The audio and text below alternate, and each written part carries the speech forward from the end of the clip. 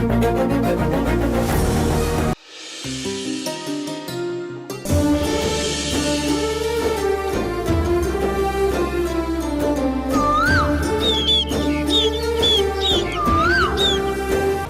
రోజులు నా ముందు గతం గుర్తుకొచ్చినట్టు నటించారు కదా.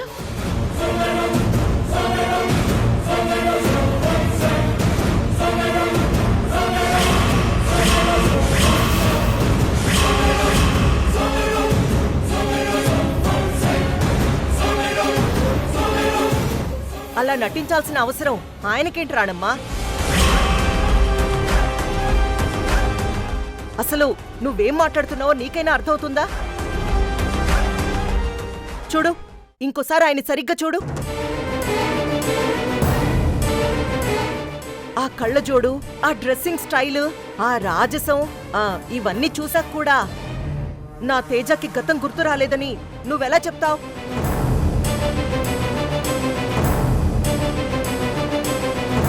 నువ్వు ఆటో రాణమ్మని గుర్తుపట్టే కదా నీ ముగ్గురు పిల్లల గురించి వాళ్ళు ఏ ఆశ్రమంలో ఉన్నారో కూడా చెప్పారు. అయినా కూడా ఆయన గతం గుర్తొచ్చినట్టు నటిస్తున్నారని నువ్వు ఎలా అనగలిగావు? నేను ఖచ్చితంగా చెప్తున్నాను. రిజిస్ట్రార్ గారు, ధర్మతేజ గారికి గతం గుర్తుకు రాలేదు.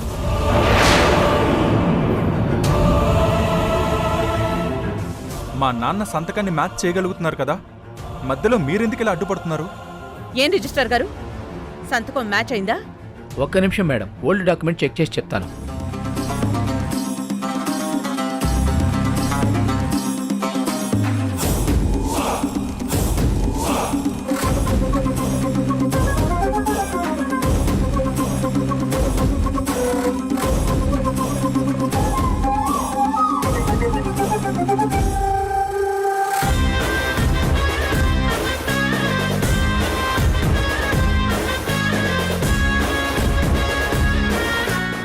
Miss match madam.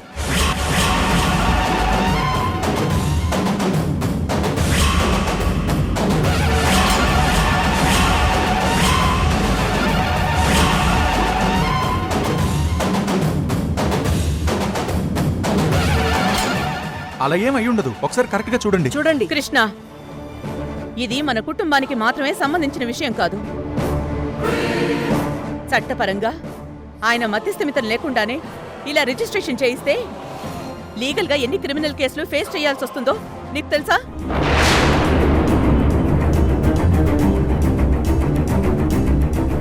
లేదు రాణమ్మా, తేజకి గతం గుర్తొచ్చింది. ఆ పారాగ్రాఫ్ రాయలేకపోయాడేమో కానీ నిజంగానే ఆయన ఒకప్పటి ద గ్రేట్ ధర్మతేజ. అప్పటికి ఇప్పటికీ ఆయన ద గ్రేట్ ధర్మతేజ గారే. కానీ నేను చెప్తున్నాను, ధర్మతేజ గారికి గతం గుర్తుకి రాలేదు.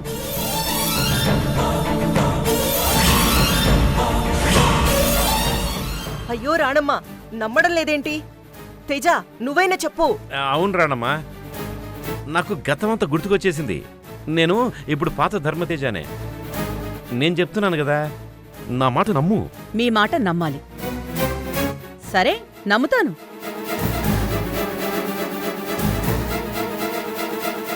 నేను మిమ్మల్ని 3 ప్రశ్నలు అడుగుతాను. ఆ 3 ప్రశ్నలకు మీరు సరైన సమాధానం చెప్తే మీకు గతం గుర్తుకొచ్చినట్టు.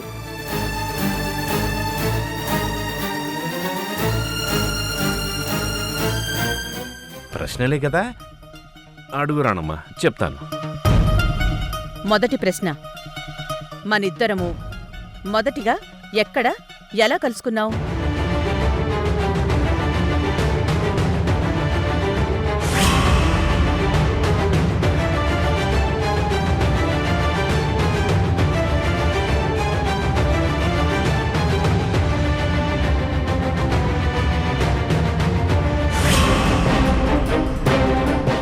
నేనిక్కడ ప్రశ్న అడుగుతుంటే సమాధానం చెప్పకుండా అలా తల గోక్కుంటారేంటి?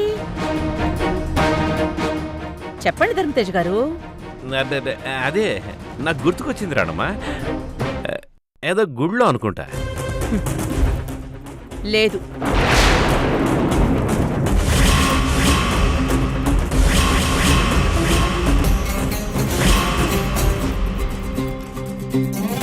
నేను మిమ్మల్ని మొదటిసారి కలిసింది మీరు జాగింగ్ చేస్తూ హార్ట్అటాక్తో పడిపోతే నా ఆటోలో మిమ్మల్ని హాస్పిటల్కి తీసుకెళ్లాను.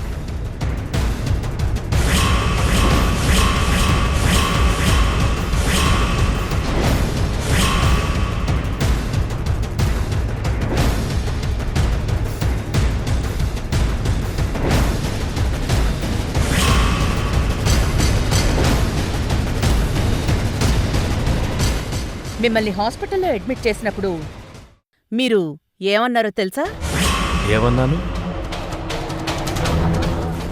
నమస్కారం సార్, ఎలా ఉంది? ఇప్పుడు నా ప్రాణాలు కాపాడినందుకు నీకు థ్యాంక్స్ చెప్పాలా?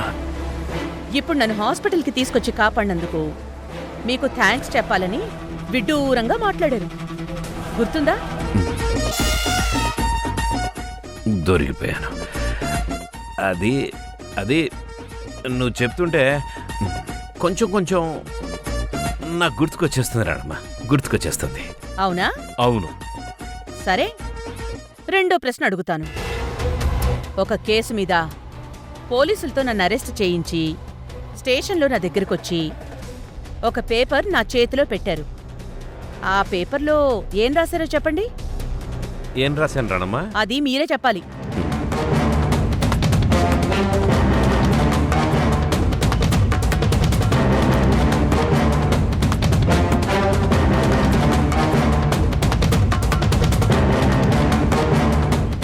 నేను చెప్తుంటే మీకు కొంచెం కొంచెం గుర్తుకొస్తోంది కదా, బాగా గుర్తు చేసుకుని చెప్పండి, పర్వాలేదు.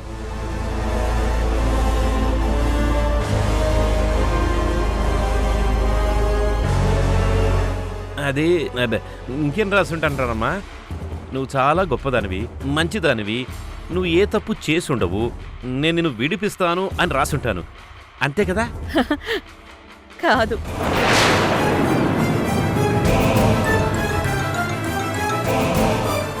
విచ్చలవిడిగా ఉన్న నా ముగ్గురు పిల్లలకి తల్లిగా నా ఇంటికి వస్తాను అంటే నిన్ను రిలీజ్ చేయిస్తాను అని రాశారు.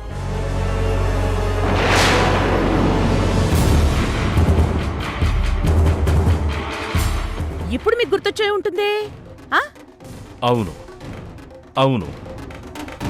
సరే, అయితే చివరిగా మూడో ప్రశ్న అడుగుతాను.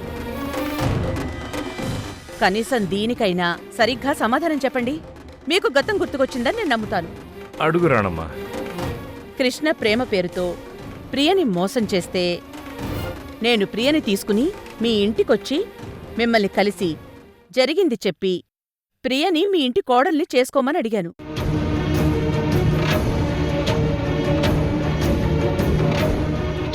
పెద్ద మనసు చేసుకుని వీళ్ళిద్దరికీ పెళ్లి చేయండి.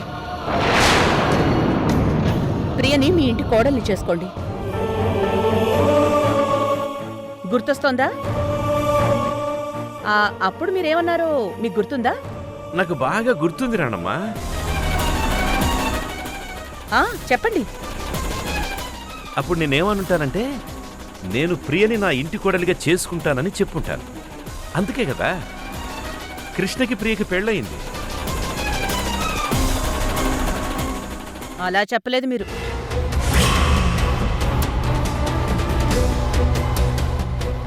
మరెలా చెప్పాను? ఇంత పెద్ద ఆస్తిపరుణ్ణైనా నా ఇంటికి ఒక ఆటో అమ్మాయిని తీసుకొచ్చి నా కొడుకుతో పెళ్లి చేయమని అడుగుతుంది అంటే నేనెందుకు ఒప్పుకుంటాను అన్నారు.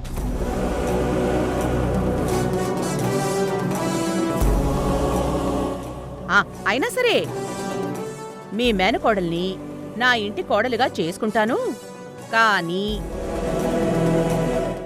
నా ముగ్గురు పిల్లల్ని మార్చి అప్పుడు కృష్ణతో పెళ్లి జరిపించుకో అని చెప్పారు.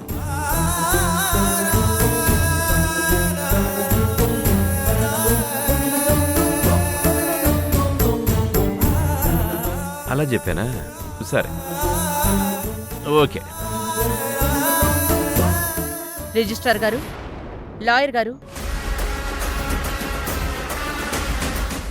1000కి 1000% చెప్తున్నాను. ధర్మతేజ గారికి గతం గుర్తుకు రాలేదు. ధర్మతేజ గారికి గతం గుర్తుకు రాలేదు.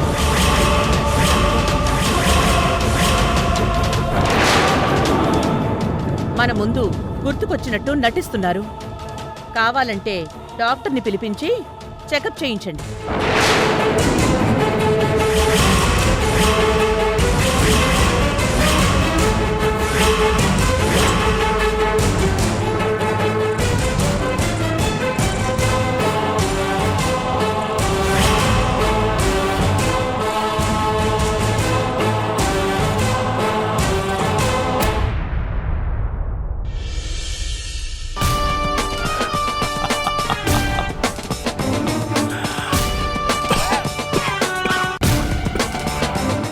నన్ను మళ్ళీ అరెస్ట్ చేయించి ఈ జైలుకు పంపించినందుకు రాణమ్మ సంతోషంగా ఉండుంటుంది. కానీ వాళ్ళకి తెలీదు, ఆ ధర్మతేజ ఇంట్లో వాళ్ళ కళ్ళ ముందే ఒక మృత్యువ్యూహం సిద్ధమవుతుందని. ఈ పాటికే నా బంగారం చిత్ర రాణమ్మ పవర్ ఆఫ్ అటార్నీని రద్దు చేసుంటుంది. ఆ ఇంట్లో ఉన్న ప్రతి ఒక్కరిని కూడా తన నటనతో, తన మాయ మాటలతో అందరినీ నమ్మించి ఆస్తి మొత్తాన్ని తన పేరు మీదికి తిప్పి రాయించేసుకొని ఉంటుంది.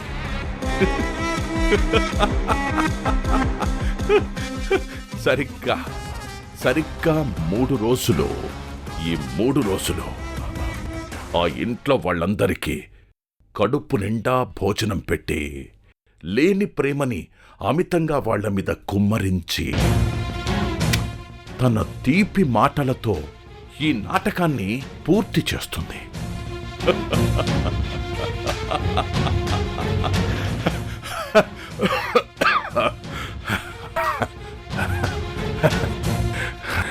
ఆ మరుసటి రోజే తన కడుపు నిండా ఉన్న విషాన్ని బయటికి చిమ్మి అసలు స్వరూపాన్ని బయటికి తీస్తుంది. నా డార్లింగ్ చిత్ర ఆస్తి మొత్తాన్ని లాగేసుకుని ఆ కుటుంబాన్ని నడి రోడ్డులో నిలబెట్టాలి. మరుక్షణమే నన్ను ఏదో ఒక విధంగా ఈ జైలు నుంచి బయటికి తీసుకురావాలి. అప్పుడుంటుంది అస్సలైన ఈ మహేంద్ర ఆట ఉంటుంది. ఏ దిక్కు లేకుండా చేసి కోడి పిల్లలాగా రోడ్డు పైన పడున్న నా ప్రియను అందరి కళ్ళ ముందే గద్దలాగా వాలి ఎత్తుకెళ్ళిపోతాను.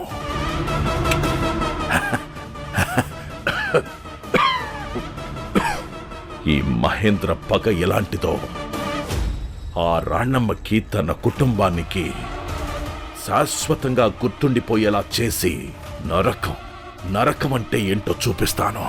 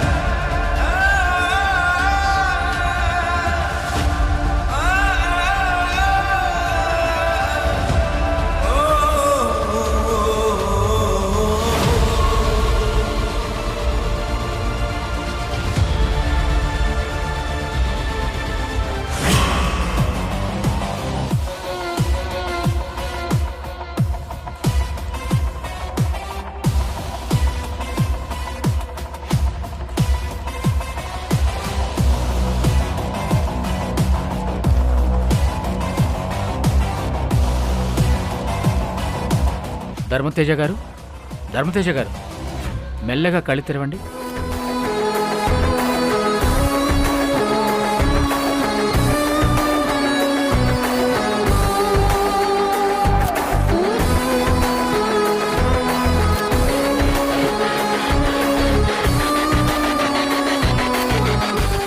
ఈయనకి గతం గుర్తొచ్చిందని ఎవరు చెప్పారు? వీళ్ళే చెప్పారు డాక్టర్.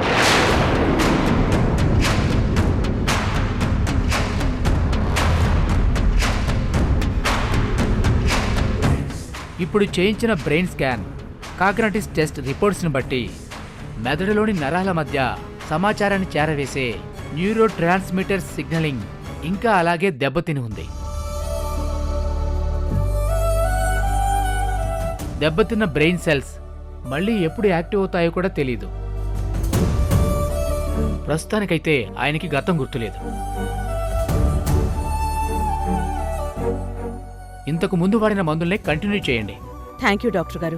ఇక మీరు బయలుదేరండి. Okay madam.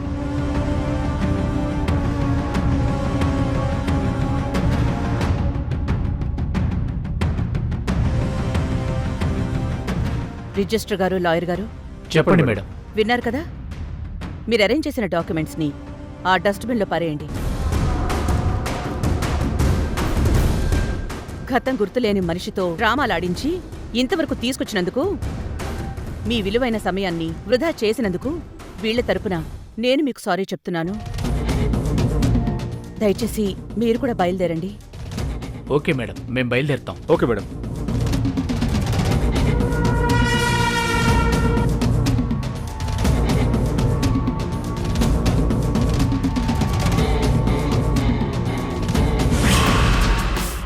ధర్మతేజ గారు, నేను మీకు ఎన్నోసార్లు చెప్పాను, మళ్ళీ చెప్తున్నాను. అసలు మీలో ఉన్న ఒక గొప్ప గుణం ఏంటో తెలుసా? మీరు గతంలో ఎంత మంచివారుగా ఉన్నారో, గతం మర్చిపోయిన తర్వాత కూడా అంతే మంచివారుగా ఉన్నారు.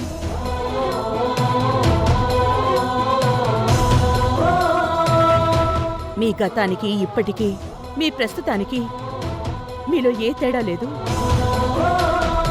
మనిషిలో మానవత్వం కూడా అలాగే ఉంది. అలాంటి గొప్ప వ్యక్తి అయిన మీరు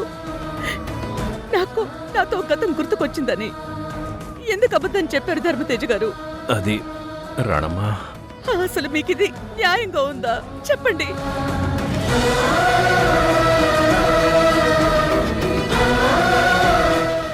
మీకొకవేళ గతం గుర్తుకు రాకుండానే వీళ్ళకి పౌరపటాన్ని రాసిచ్చారని బయట ప్రపంచానికి తెలిసి ఏదైనా ఇష్యూ అయ్యి డాక్టర్ కూడా నిర్ధారిస్తే మిమ్మల్ని అందరినీ జైల్లో వేస్తారని మీకు తెలుసా?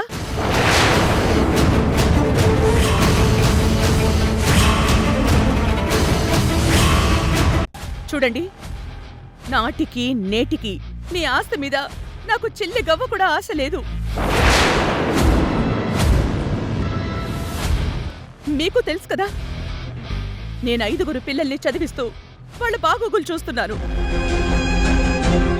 నేను ఈ ఇంట్లో ఉంటూనే నా పేరు మీద పౌరఫటాన్ని ఉన్నప్పటికీ నేను రాత్రిలో ఆటో నడిపి రూపాయి కూడబెట్టి వాళ్ళని చదివిస్తున్నాను. ఇది నా క్యారెక్టర్.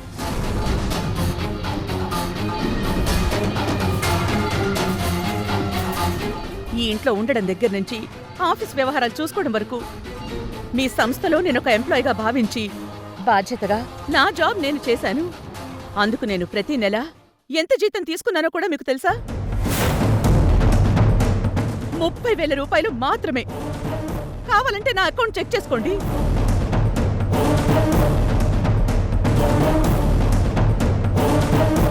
ఈ ఇల్లు వదిలి వెళ్ళిన తర్వాత నేను ఆ జీతం కూడా తీసుకోలేదు.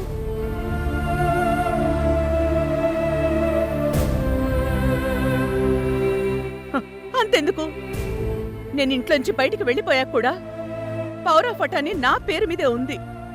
అయినా గాని నా వ్యక్తిగత అవసరాలకి మీ డబ్బు ₹1 కూడా ఖర్చు చెయ్యలేదు తెలుసా?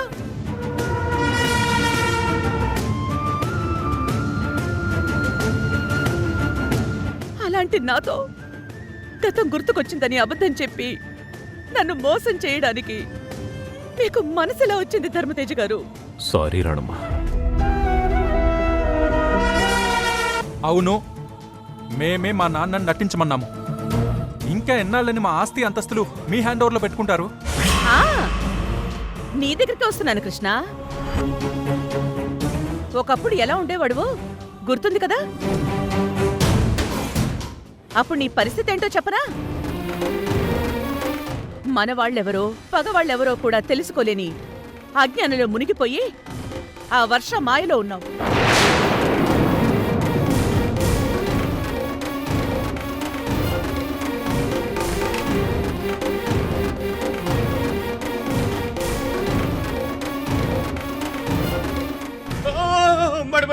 మేడం చెప్తాను మేడం. దీనికి అంతటికి కారణం మీ కోడలు వర్ష మేడం. అప్పుడే గనక ధర్మతేజ గారు నీ పేరు మీద పౌరఫటాన్ని రాసిచ్చుంటే ఈ రోజు మీ కుటుంబం, మిమ్మల్ని నమ్ముకున్న వర్కర్సు, వాళ్ళ కుటుంబాలు అందరూ రోడ్డు మీద పడుండేవాళ్లు. ఈ ఇల్లు, మీ ఆస్తులు, సంస్థలు అవన్నీ ధర్మతేజ గారు రాత్రి పగలు తేడా లేకుండా ఇటుక పేర్చి కట్టుకున్న కష్టార్జితం.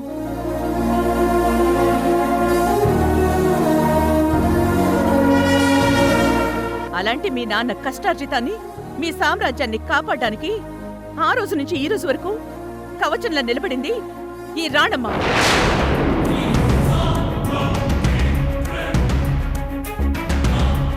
కావాలంటే ఇప్పుడే ఈ క్షణమే చెక్ బుక్ ఇవ్వండి, అన్ని బ్లాంక్ చెక్స్ మీద సంతకాలు పెట్టిస్తాను.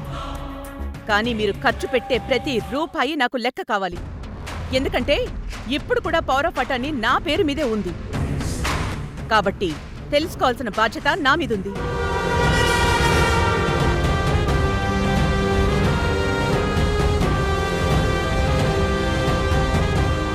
కృష్ణ, ఒకప్పుడు నువ్వు నన్ను కొట్టావు, తిట్టావు, మెడపట్టుకుని బయటికి కూడా గెంటేశావు. అప్పుడు అవన్నీ కన్న తల్లిలాగా నా కడుపులో దాచుకున్నాను. నా పిల్లలే కదా అనుకుని మిమ్మల్ని ప్రాణంగా నా హక్కును చేర్చుకున్నాను.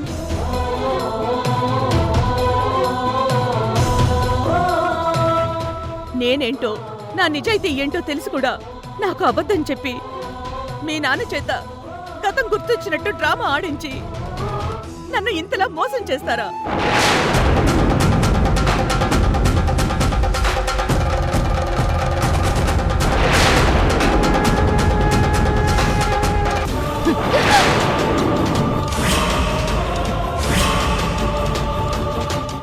ఏంటి చూస్తున్నావు? భరిస్తానన్నావుగా, భరించు. భరిస్తానత్తయ్య, ఇలాంటివి ఎన్నైనా భరిస్తాను. చిత్రావతి!